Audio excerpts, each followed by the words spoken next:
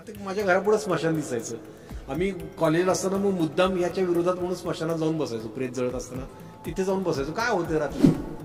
आणि काही भूतं पण अशी आहेत की जी माणसात फूट पाडतात. तर त्या भूतांपासून आपण लांब राहिलं पाहिजे. त्या भूतांना न घाबरता ती भूतं आपण हाकलून शेतात गेलो तर फक्त सापाची भीती वाटते मला, भूताची नाही भीती वाटत. असं काय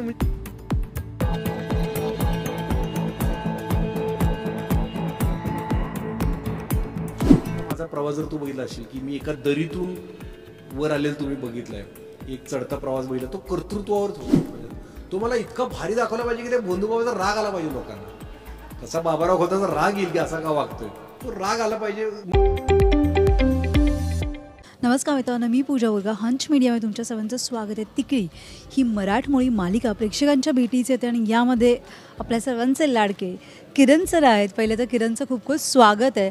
आणि काय नेमकं मुलगीवर काहीही आधारित असलं की माझ्या मते दिग्दर्शक पहिलं तुमचं नाव लिहितो की काय, असं काय आहे का?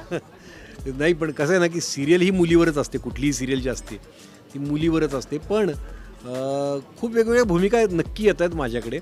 आणि तू म्हणतेस जसं आत्ता तू बोलल्यावर माझ्या लक्षात आलं की जेव्हा मुलीच्या जन्मावर काही असेल तर किरण मान नाही असं पहिल्याला लिहायचं. तर पण ही खूप वेगळी भूमिका आहे तरीसुद्धा. म्हणजे आता मुलगी झाली. पहिल्यांदा माझ्या नवऱ्याची बायकोमध्ये तो भाऊ, राधिकाचा भाऊ, बहिणीच्या पाठीशी भक्कमपणे उभा राहणारा भाऊ.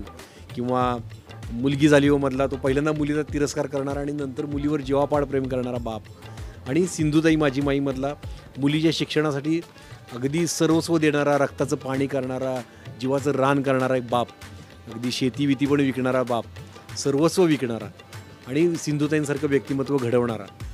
आणि त्यानंतर इतका भला माणूस केल्यानंतर एक क्रूर माणूस पूर्णपणे की जो बायकोचा खून करतो का तर ती तिकडी आहे म्हणून, अपशकुनी आहे म्हणून. असा अंधश्रद्धाळू, क्रूर, निर्दयी माणूस साकारायला मिळतोय. तो एक फरक आहे. म्हणजे जरी मुलीशी संबंधित असला तरी तो आता प्रेमळ नाही आहे, आता हळवा नाही आहे, आता क्रूर आहे तो. तर अशी काही भागानंतर होईल ना हळवा? नाही आता मला नाही वाटत. बघू अजूनपर्यंत प्रेक्षकांना थोडी उत्सुकता राहू दे ना. मला पण एक आहे की अशी वैविध्यपूर्ण भूमिका साकारायला मिळणं हे कलाकाराचं भाग्य असतं की अशा भूमिका साकारायला मिळाव्यात खरं तर. कारण एक टाईपकास्ट होणं कुठल्याही नटाला नाही आवडत. आपण थोडे वेगवेगळे रोल करत राहावे तर ते मला योगायोगाने मिळतात. एका पाठोपाठ एकसारखी भूमिका नाही करायला मिळत मला. प्रत्येक वेळी काहीतरी वेगळेपण मिळतंय करायला.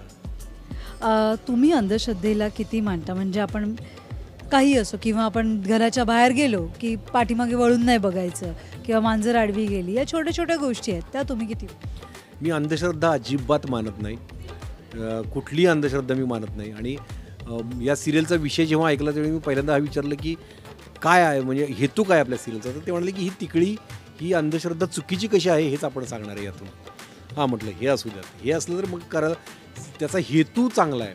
सिरियलचा हेतू जरी आपण विलन असलो त्याचा हेतू असा आहे की ही अंधश्रद्धा चुकीची आहे, कलाकृतीचा हेतू. तर ते असल्यामुळे मला ते बरं वाटलं. कारण मी स्वतः अजिबात अंधश्रद्धाळू नाही. माझा कर्तृत्वावर विश्वास आहे.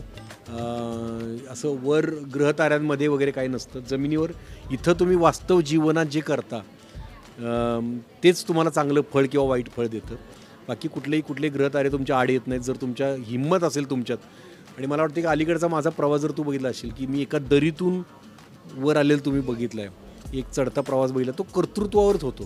तो फक्त नशिबावर हवाला ठेवून होत नाही. तर तो कर्तृत्व तुम्हाला ते चिकाटी दाखवावी लागते, जिद्द दाखवावी लागते, कठोर परिश्रम करावे लागतात, सतत स्वतःला प्रूव्ह करावं लागतं तर तुम्हाला यश मिळतं. पण जर तुम्हाला एखाद्या बंधुबाबाची म्हणजे कळलं या मालिकेमध्ये पुढे जाऊन बंधुबाबा वगैरे असं काही भूमिका मिळाली तर करणं? भूमिका करायला काय माझी हरकत नाही ना. भूमिका करायला तर कारण ती माणसं आहेत ना समाजात, तीच मला साकारायची. अशी बंधुबाबा असतात ना समाजात. तो मला इतका भारी दाखवला पाहिजे की त्या बंधुबाबाचा राग आला पाहिजे लोकांना. तसा बाबाराव होता तर राग येईल की असा का वागतोय, तो राग आला पाहिजे. मग आपल्या भूमिकेचं यश आहे. जसं निळूभाऊ फुले स्वतः विचारांनी पुरोगामी होते म्हणून निळूभाऊनी विलन रोल खूप केले. त्यांनी राग यायचा आपल्याला निळूभाऊ. तसं हातावरच्या रेषांना किती महत्त्व दे? हातावरच्या रेषांच्या पुढे जी बोटं आहेत ना, ती बोटं कष्ट करणारी बोटं आहेत, ती महत्त्वाची आहेत. त्यामुळे ते त्या बोटांना जास्त महत्त्व आहे. ते मनगट आणि रेषा काय त्या पडतात आपोआप ते. पण हे हात आणि मनगट आणि बोटं ही तुम्हाला यश मिळवून देतात. बाकी नशिबावर काही नसतं. बरं, मला एक विचारायचं आहे. तुम्हाला लहानपणापासून आपण भूताच्या गोष्टी ऐकतो, तुम्हाला काही अनुभव आला आहे का कुठल्या गोष्टीचा, की बाबा हो मला ड्राईव्ह करत असताना काहीतरी भास झाला किंवा असं काही अनुभव तुम्हाला आला? मी असं भास झालं तर पहिल्यांदा डॉक्टरकडे जाईन की काहीतरी सायकोलॉजिकल प्रॉब्लेम झाला आहे मला म्हणून. असे भास होणं हा प्रॉब्लेम आहे सायकोलॉजिकल, तो भूत वगैरे नसतं, तो मानसिक प्रॉब्लेम असतो. भास होणं स्किझोफ्रेनियामध्ये असे भास होतो. लहानपणापासून आपल्याला आई वडील सगळ्या गोष्टी सांगत आहेत भूताच्या गोष्टी. ऐकायला मला खूप आवडतात, भूताच्या गोष्टी ऐकायला खूप आवडतात. नाही नाही नाही नाही मला तर कधी मी घाबरलाय? नाही का कोणास ठाऊक, पण नाही. माझे आजोबा संत विचारांचे होते. लहानपणापासून त्यांनी आम्हाला सांगितलं की असं काही नसतं आणि त्यामुळे ते काय विश्वासच कधी बसला नाही माझा.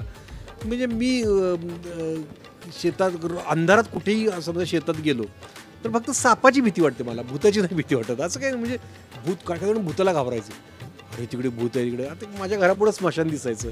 आम्ही कॉलेजला असताना मग मुद्दाम याच्या विरोधात म्हणून स्मशानात जाऊन बसायचो, प्रेत जळत असताना तिथे जाऊन बसायचो. काय होतं रात्री बघूया आपण, रात्रभर बसायचो. काय नाही होत, काय काय म्हणजे ते माझा नाही विश्वास त्याच्यावर. पण सिनेमा बघताना मला भूताटकीचे सिनेमे बघायला आवडतात.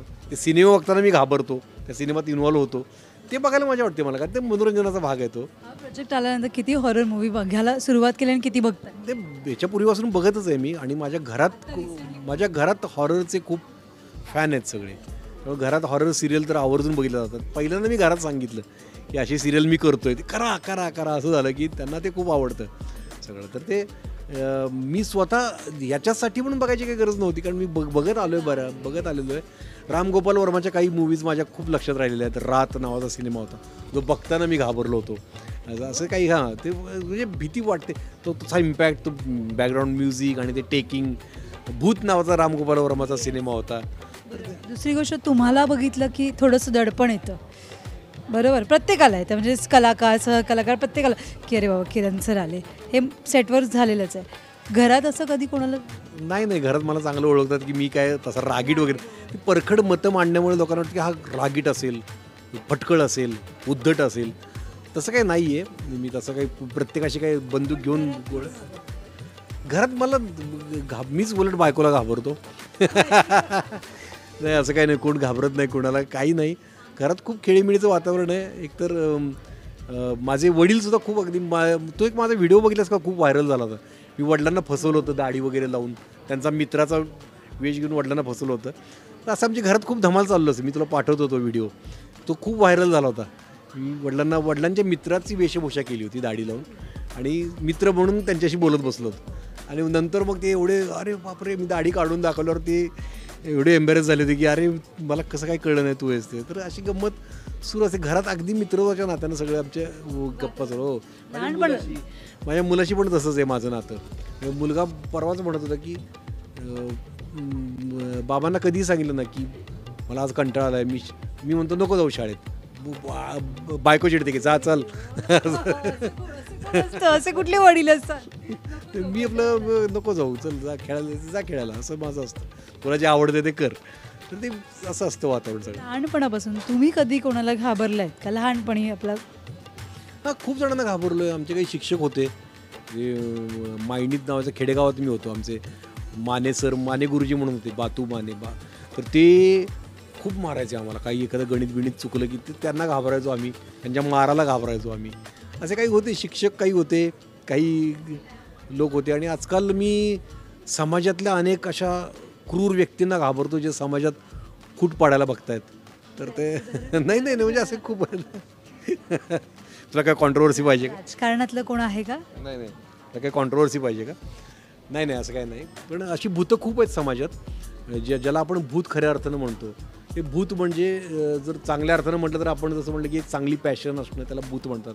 एखाद्यावर ॲक्टिंगचं भूत चढलं ते वेगळं. आणि काही भूतं पण असे आहेत की जी माणसात फूट पाडतात. तर त्या भूतांपासून आपण लांब राहिलं पाहिजे. त्या भूतांना न घाबरता ती भूतं आपण हाकलून लावली पाहिजेत आणि आपण माणुसकीच्या नात्यानं सगळ्यांनी एकमेकांशी जोडलं गेलं पाहिजे. समजने वालों को इशारा काफी. थँक्यू सो मच, मजा आली तुमच्याशी. थँक्यू.